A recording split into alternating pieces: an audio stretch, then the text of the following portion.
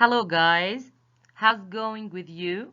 Wish you are doing great. Following the videos in this video is different and new for phonetics, dealing and tackling stress word rules, and we have some rules for word stress, dealing with compound nouns preceded with adjectives, and some abbreviations or the stress rule for abbreviations.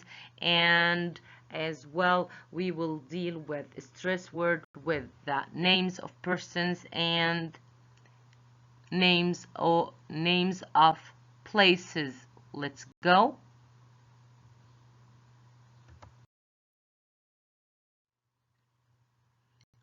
The first rule for word stress with compound nouns. What are the compound nouns? If you don't know what are the type of nouns which called compound nouns, they are two words combined to give a new word. If you bring two words, they can give a new compound word, like bed plus room becomes bedroom. Cow, boy, cowboy. Book plus shelf, bookshelf. Credit plus card, credit card. News plus paper, newspaper. Tooth plus brush, toothbrush. Oatmeal, oatmeal. Basket, bowl, basketball. So we have the compound nouns. They are two words combined to give a new word, and we should know that the stress comes at the beginning of the first syllable, as all nouns have the stress on the first syllable. So let's go with the compound nouns. We stress the first word of a compound noun. We stress or emphasize the first word of the compound noun. Okay. Here is some examples for stress with compound nouns. For number 1, you can check the 7 words on the left. And how can we stress the first word here? Okay. Baseball. We stress or emphasize or say it more louder, the first syllable of the compound noun, baseball. For number 2, yeah, postcard, postcard. Number 3, houseboat, houseboat. Number 4, oatmeal, oatmeal. Number 5, rainbow, rainbow. Number 6, credit card, credit card. Number 7, skateboard, skateboard. Yes, so we stress the first word of the compound noun or say it louder.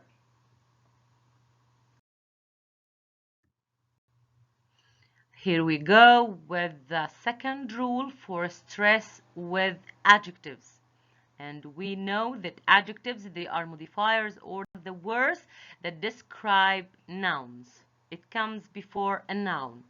If there are two adjectives, so you stress the first adjective and the noun it describes. If we have two adjectives, we stress only the first adjective and go to stress and emphasize the noun. For example, here, let's check number 1. Nice blue jeans. Nice blue jeans. Number 2. Small pink bag. Small pink bag. Number 3. Cute little girl. cute little girl.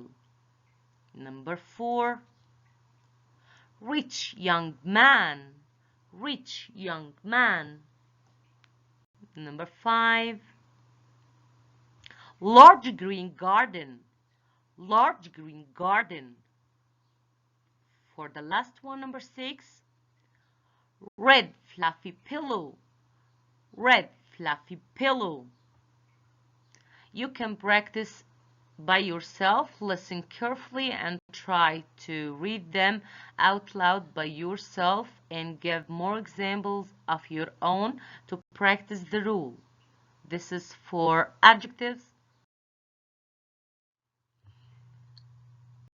The third rule for word stress, stress with compound nouns and also the nouns preceded with an adjective. Here is the compound nouns as we mentioned and the nouns preceded with adjectives. How can we read the compound nouns and how can we differentiate the nouns preceded with an adjective? Here we go. For compound nouns, stress the first word, as we said, for newspaper, bookstore, swimming pool, railroad, drugstore, playground. Okay? For the adjective plus noun, stress only the noun. Let's compare with number 1. Newspaper. Here is new paper, new paper.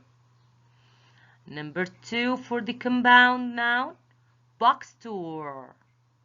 Here is with the adjective, small store, small store.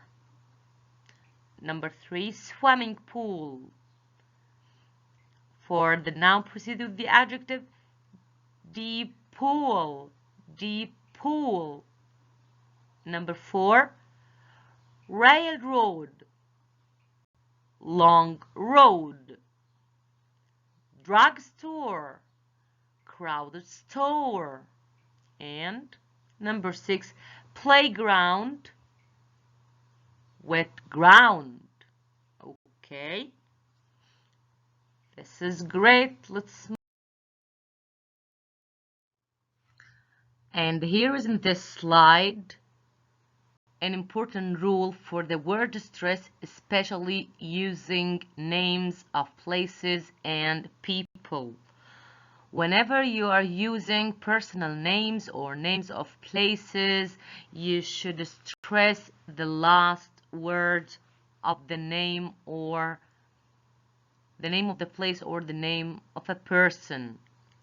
Let's check the next 7 examples here. From number 1, here's a place of South Africa, South Africa. Number 2, George Washington, George Washington. Number 3, Tom Cruise, Tom Cruise. Stress the last word, stress the last word. The rule of stress with places and people, names of places and people, you should stress the last word of the name. Number 4, New York, New York. San Francisco, San Francisco. Number 7 for the popular author of the English literature, William Shakespeare, William Shakespeare. And number 7, Bill Clinton, Bill Clinton.